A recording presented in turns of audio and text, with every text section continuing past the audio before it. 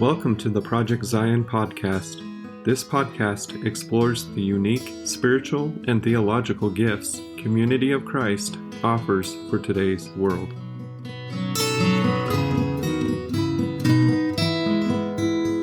Hello and welcome to the Project Zion podcast. I'm your host, Carla Long, and today you're listening to Percolating on Faith, where we talk about all kinds of matters of theology and faith and all kinds of good stuff. I'm here with, of course, your favorite guests, Charmaine and Tony Chvala-Smith. Hello, Charmaine. Hello, Tony. Hi, Carla. Always a delight. Hi, Carla. Good to be here. Always. Aren't I just delightful every time? We think so. That's why you're showing up, Carla. So today we're going to be talking about Epiphany, which happens around January 6th, January 7th. And before I started studying theology and stuff, I really didn't even know much about what happened around January 6th, January 7th. As soon as Christmas is over on December 25th at noon, we're taking down our Christmas tree. My mom never let us leave that Christmas tree up. Like, she was over it. Like, Christmas is over. The season is over. Let's move on. And then I became the Mission Center financial officer for Western and Eastern Europe. And I got an email from one of our workers there. And she said, just so you know, we'll be taking January 6th and 7th off because it's Christmas. Luckily, I didn't write back, no, it's not. Stop trying to take days off. I looked it up. And of course, it is a Christmas for the Orthodox Church. So there's a lot of stuff happening around January 6th, January 7th in the Christian calendar. And I think it's cool that we're talking about it because I don't know how many people know about it. Yeah. Good point. Yeah. And a cool thing you might not know is that in the ancient church, Christmas was a latecomer, but Epiphany was there already in the 4th century, and it was considered a major feast. So, the three major feasts were Epiphany, Easter, Pentecost. and Pentecost. Right. And at the very earliest church, those were the three that really mattered. And Christmas was way down the road before it started featuring as a major one. So, and I think in some ways it may have taken advantage of Epiphany, actually. But Christmas kind of hijacks a lot of stuff, really. Yeah. But I mean, like, over time, we'll talk about this a little over time. Right. In Western Christianity, Christmas became the Queen Mother, right? And Epiphany got shunted to a single day, January 6th, though originally it was considered far more important feast day than Christmas. Right. And still for some, January the 6th, Epiphany is seen as the end of the Christmas season. But we'll kind of start with what it's normally seen as today. And usually when we're talking about Epiphany, at least in Protestant and Catholic, the Western Church, you'll hear about the wise men. This is the coming of the wise men to worship Jesus. And so what's being celebrated there is these people who are not Jewish, these outsiders, these people who see the world in a different way, but they are aware who Jesus is something unique and special. And so it's kind of cool because this is only in the Gospel of Matthew where the wise men show up. It's kind of cool because, as in the Gospel of Mark, it's not completely apparent who this baby is, who this Jesus is. In Mark, you don't know who Jesus is until his crucifixion. But here in Matthew, there's some people who have a pretty good idea who Jesus is, and they come and they worship him. But these are not Jews. These are not people who even know about the Jewish Messiah promise. None of that. And so it's kind of cool because it's like, what God is doing in the world is recognized by some people, but they might not be the insiders. They might not be the people that anyone expected. So they are the first witnesses of who Jesus really is. So that's part of the idea of Epiphany. An epiphany meaning manifestation, or I like better, because I think manifestation is a big word. How do you use it in a sentence kind of thing? And I would say revealing something of what God is doing in Christ. And so that's what we typically think of today when we think of Epiphany. Because I like things Greek, as Carla knows, that word epiphaneia in Greek comes from the Greek verb phino, which means to show. So epiphino would be an intensified verb, to really show, right? So the really show. Really show. So the Epiphany is the showing, the revealing, the manifesting of who Jesus is for all the world. So that's what the word means. And we use epiphany in modern English to say like a light went on, right? I had an epiphany, right? Which is an interesting way to think of it because actually, as we'll discover as we go along, that light is one of the symbols that is typically associated with the Christian holiday or holy day of Epiphany.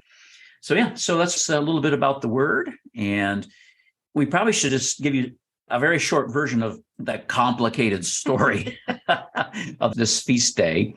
In liturgics, we use the term feast day for these special days that have been set apart in the Christian calendar. And I think one of the easiest ways of approaching all the different variations there were in the earlier church about what Epiphany was and stood for is to say that all of the things they attached to it had something to do with revealing who Christ is as either God's incarnation, as God with us, things that say something about who Jesus is in God. So there are times in the earlier centuries, Epiphany starting to be recognized by the fourth century. Definitely recognized by the fourth century. That's the 300s. Sometimes we have trouble with the fourth century equals 300s and not 400s. But already in the third century, there's evidence that some Christian groups were doing something related to the celebration or the commemoration of Jesus' baptism early in January. And that's where this day comes from. So there's some places where Epiphany meant celebrating Jesus' baptism. Others, it was about celebrating Jesus' birth. For others, there's a sense of the idea of the Trinity being revealed in who Jesus was. So all of these different meanings to it, and sometimes they'd even combine them. So it's like, okay, Epiphany is celebrating both Jesus' baptism and his birth, or it's celebrating the wise men and his baptism. So it was like, we need to celebrate something on January 6th.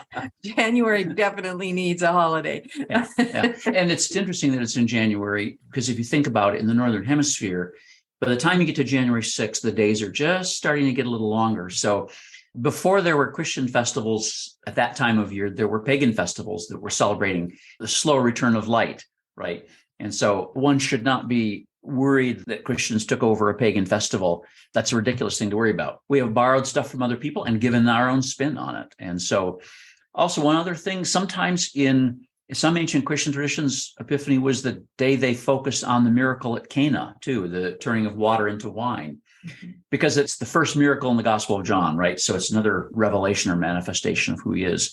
Yeah, lots of meanings attached to this day. And then kind of different meanings in the Western church from the Eastern church. And here, Western church would be the Latin church, the Roman Catholic church, and Protestantism, which comes out of that.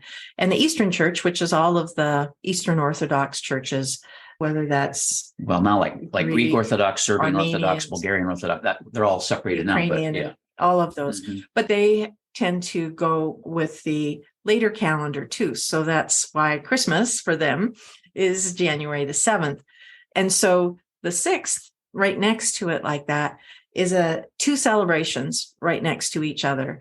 And again, the 6th may get kind of a little overshadowed by the 7th, but still the idea of the revealing of aspects of who Jesus is and revealing of God in Jesus. And go ahead. Just a side note on that is that the idea of the 12 days of Christmas, which is important, especially in Christian traditions that trace themselves back to England, right? So that's most of American Protestantism in some way or another, where the 12 days of Christmas start on Christmas Day, and then 12th night is January 5th in the evening, and then January 6th is 12th day. And so that whole thing is called Christmastide. Right. So if you thought you were tired of eating on Christmas Day, Carla, if we celebrated it properly, we would be feasting for a long time. Right. Well, and just very interesting. You talked about your mom wanting that tree down like right now. There actually are some cultures, I think in Eastern Europe, where you don't leave the tree up beyond many days after Christmas because it's bad luck if you leave it up too long, probably because it'll burn your house down. But but I just thought about what your mom's practice there. There's two things I want to say. One, I will never be tired of feasting. And two, Mom wanted that tree down because she wanted her living room back. And I'm pretty sure it would have been bad luck for all of us had we left that tree up. So that's actually true. Go ahead, Tony. What if you told Mom, not only are we going to leave the tree up, but we're not going to put the wise men in the little nativity until January 6th, and then they're going to hang around for a little while. So I'm really happy, right? My mother would never handle that well. Never. I love her. I love her to bits, but no, that does not work in the Long household. Wise. So wise. what we have here then is a Christian feast day that had multiple meanings in different parts of the ancient world, Western meanings, Eastern meanings. And one thing we know is that definitely by the year 400, December 25th for the Western church had become Christmas Day, and then January 6th had become Epiphany. We know that was pretty much settled for the Western church by then.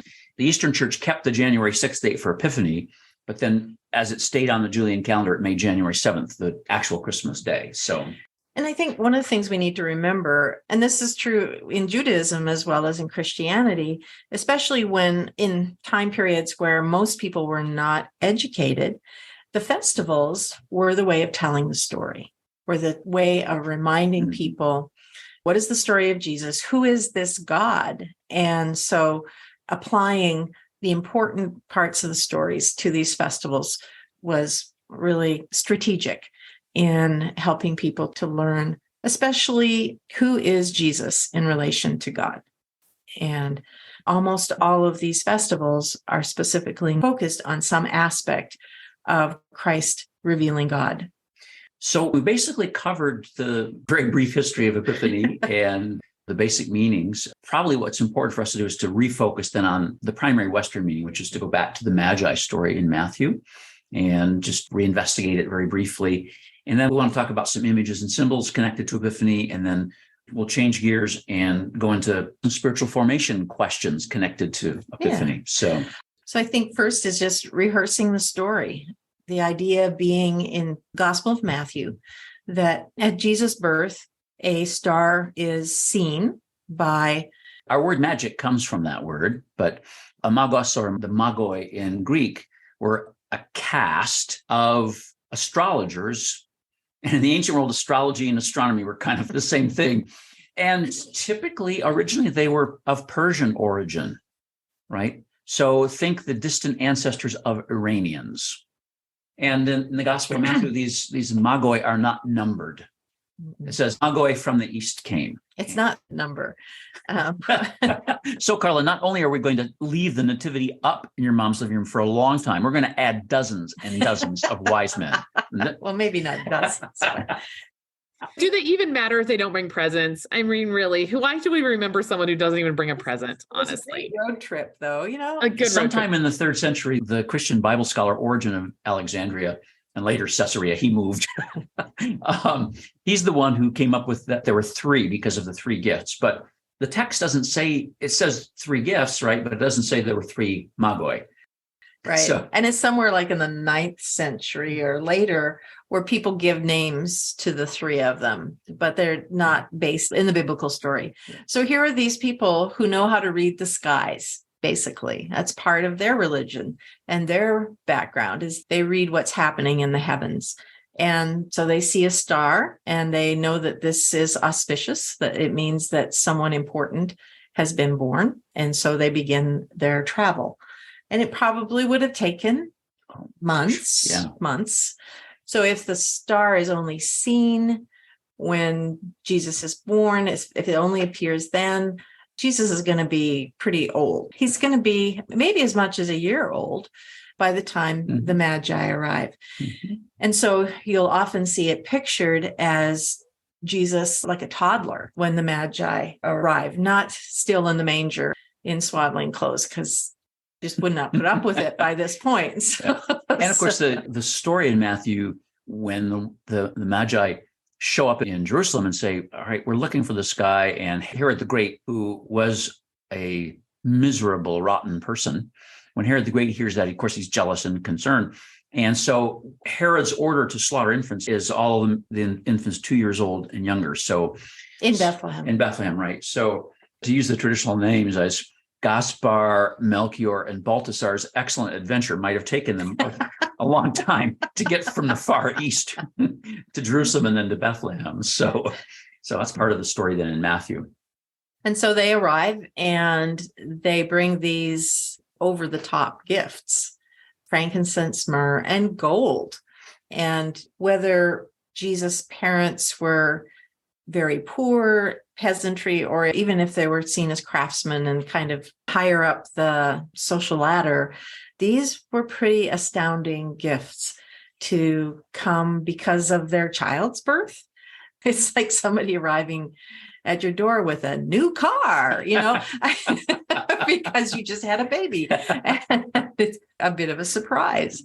So in Matthew's gospel, it's very interesting. They present the gifts and it says, now the NRSV translates, they do obeisance to the child. And the Greek word proskineo means they bow on the knee. But this word also it can be translated worship. And some older translations will do that. And it seems like it's a proper word here because it's the exact same word that is used several times in Matthew when the disciples bow the knee, they worship him. And it's also used at the very end of the gospel in chapter 28, when the risen Christ appears to the 11. It says, when Jesus appeared, they worshiped him, and some doubted. Same word.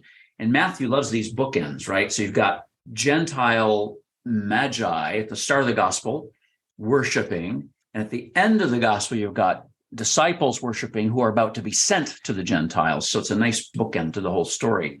They worship the child, and they are outsiders. They are not Jewish. They are not part of the covenant. They are Gentiles, and they are star god watchers, right? So they're not even, you can't even refer to them as monotheists. They have picked up that something wonderful has happened, and they want to honor it.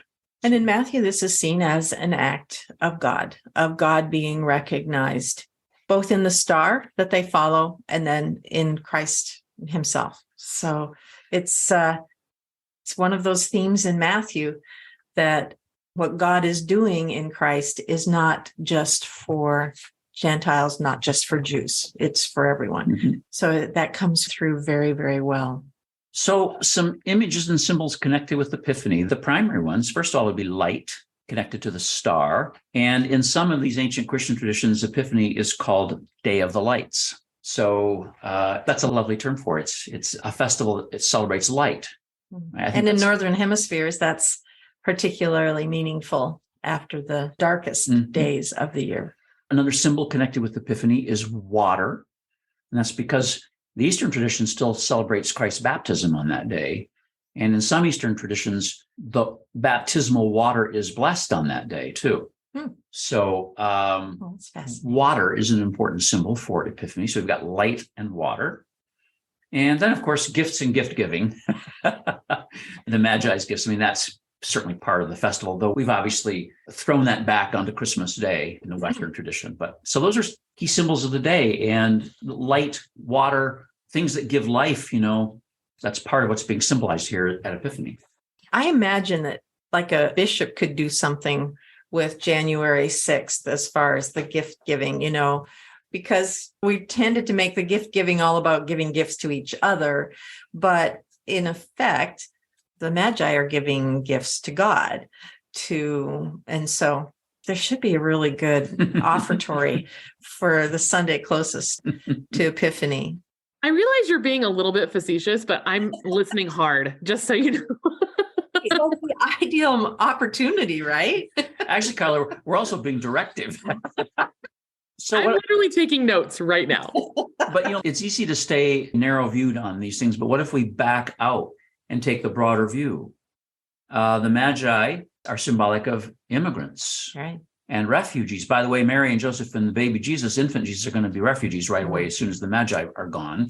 Because God lets them know that Herod is going to try and kill the child. And again, the wise men, the Magi, also have a dream that tells them to not go back and let Herod know where this baby is.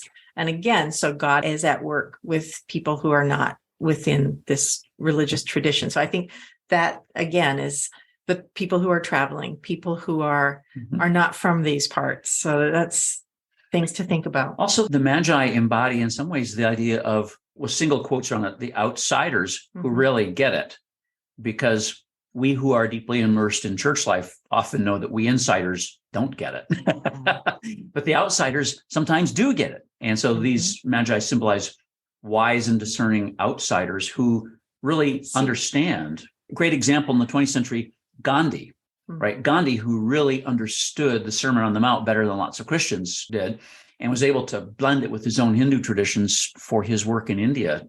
So sometimes the outsiders have better lenses for seeing what this Jesus story is about. They can see the big picture.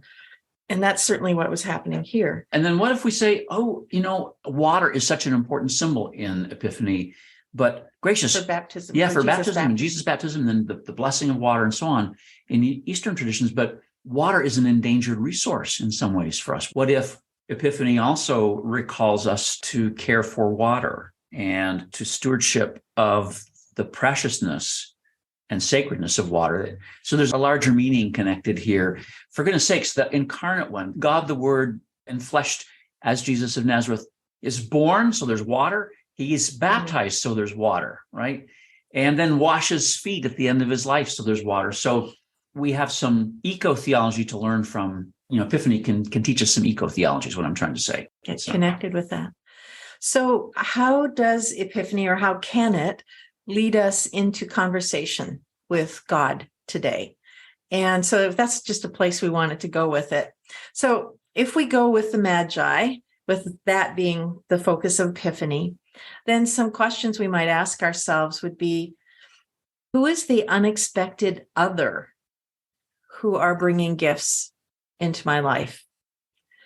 Who is bringing that which reveals God, the God of the whole world? Those are a couple of ways of saying, what do the wise men bring us? And in the form of questions. And then where is wisdom before me that I've not recognized or acknowledged because of who it came from? So that's another place to go. Quite often we don't listen to children and youth, and they often see things in ways we cannot, that we who've been around for a while and are embedded in our lives cannot see. Another question, the wise men's presence meant that in some ways, Mary and Joseph and baby Jesus were in danger. And they knew, it's in Matthew, it's Joseph who gets the visions and hears from angels and things like that. But who are those in danger in our time? Who are those who must be on the road in order to live? And again, we go back to asylum seekers and immigrants and refugees. And then what unexpected person makes God's work in the world real and visible? Each day, who is making God's compassion real? And around Christmas is a time when we may see more than other times, where people are open to the spirit of care for each other, especially those who most need care and who are most invisible. But that's a good question to ask us. And to our world, when we are open to where else God might be at work. So not just within our own denomination or religious atmosphere, but who else might know things and have experienced things that will help us to know God better. If we were to go with the birth or baptism of Jesus as the focus of Epiphany, which are like demonstrations of the incarnation and God choosing to be present with us in human form, some questions would be, what does my baptism mean? Who is it I have committed to follow in that act? And this is all about Jesus and Jesus revealing God. What does it mean to follow a God who knows and experienced our trials? Here is Jesus, very human, very vulnerable. And then in his baptismal experience, what does it mean that that's what we are entering into? Jesus, who knows about our struggles and our weaknesses and had to face them too. And then as we're thinking about Jesus' baptism, how will I follow? And what a great question to be asking ourselves near the beginning of the year. How will I follow Jesus this year? What opportunities are here this year that weren't here last year to follow Jesus? And then if we go with another set of meanings connected with Epiphany. Yeah, which we haven't mentioned before. Yeah, the miracle at Cana. We just kind of brushed over that earlier, but the water to wine. Again, there's water involved, a bunch of stone jars of water, right? That's sometimes been the focus at Epiphany in some Eastern churches. So there's other questions we could ask. Like at the new year, as we raise our glasses with whatever's in them, bubbling, whatever, what am I open to seeing God do? So what miracles am I willing to be surprised by in this year? Maybe our carbonated grape juice won't turn into wine, but maybe God's at work doing some other things that we hadn't expected. And then what ordinary things in my life am I willing to let God transform into something fine and tasty? But that whole idea that sometimes our normal life, we get pretty numb to the possibilities, the miraculous power of God's presence in the world. And the idea that somehow this journey with Christ, this taking Christ in and putting Christ on, all these different images from Scripture, that this is what eternal life is, that we live now. Maybe that's the miracle, that our ordinary lives get to be something different, that there's a new dimension to it, these new layers of what life means. And maybe that's where we need to make room for the everyday water of our lives to be turned to the wine by Christ's presence at work in us. So basically what we're suggesting is that all of these Christian feast days and holidays and periods within the liturgical calendar, they offer us a chance to have different questions raised for us as part of our discipleship. Rather than just a calendar date we check off, maybe there's something else that can happen by focusing on them.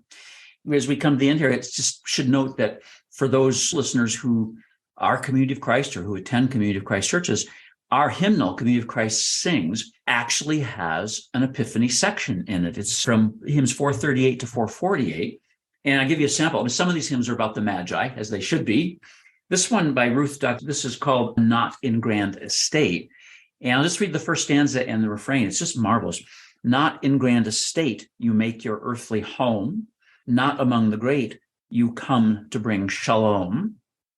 Living with the poor, you shine. There's the light image. You shine with God's own light. Knock upon our door, find shelter for the night. And the refrain is, Jesus, show the way. Your living word has freed us. Come and shine today. Jesus, show us the way and send your star to lead us. That's a great Epiphany hymn, great words to help us think about the day. And so, by the way, in the liturgical calendar, there's Epiphany, and then it's ordinary time after that. The Sundays are marked, first Sunday after Epiphany, and so on, until we get to Ash Wednesday and the start of Lent. So Epiphany can be treated as almost a season if you want to. So just some final thoughts here. I have a little book Charmaine gave me years ago. It's a collection of some prayers from the great Swiss theologian Karl Barth. And I enjoy reading them. And Karl Barth is a mentor and a hero. I like theologians who stand up to Nazis. He was one of them. But he has a couple of prayers for Epiphany, and I've got excerpts from two of them here. Just listen to this. In one of them, he says, "Awaken us, give us your light, protect us from hypocrisy, error, boredom, and distraction." That's a great prayer all the time, but think of that. I feel like he's coming after me, like me specifically. I mean, give me a break here, Karl Barth. Gosh. Carla's like, Karl, I feel judged. I do. I think he kind of with a little tongue in cheek, perhaps there. The excerpt from another of his Epiphany prayers goes like this. It says, "You loved us first. Do not leave us in lovelessness, in indecisiveness, and in the cold." So Karl Barth, who is Swiss, I mean, you think about being in the Alps in January, do not leave us in the cold. Anyway, so what we've done here is we're just trying to give an overview, an introduction to Epiphany, which if the ancient church had mostly had its way, would be the big thing we celebrated this time of year. Mm-hmm. And Christmas would be, what? What is that? Well, this has just been really cool to learn all about the different things around Epiphany and how literally it is just a day that goes unnoticed for most people, most Protestants, at least in the United States. And maybe it's a bigger deal in the Commonwealth. I don't know. It's one of the beauties of the lectionary is that it draws us to our attention and allows us to go a little deeper. Well, you're right about the Commonwealth. At least in England, we did a little looking earlier today, and there are still such things as 12th night parties in England. It's a big thing. So there in Dickens, England, right, Christmas is a season.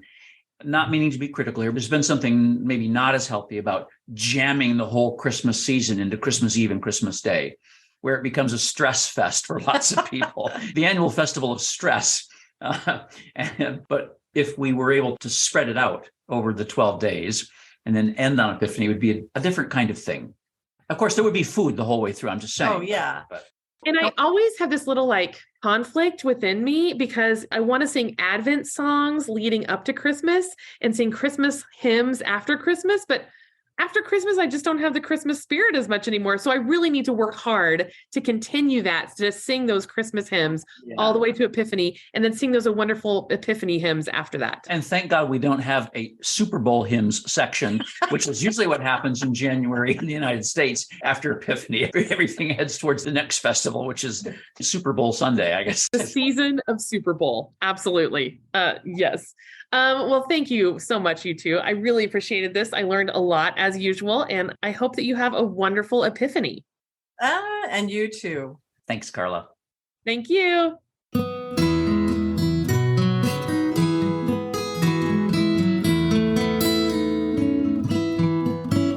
Thanks for listening to Project Zion Podcast. Project Zion Podcast is a ministry of Community of Christ. The views and opinions expressed in this episode are of those speaking and do not necessarily reflect the official policy or position of Community of Christ. The music has been graciously provided by Dave Hines.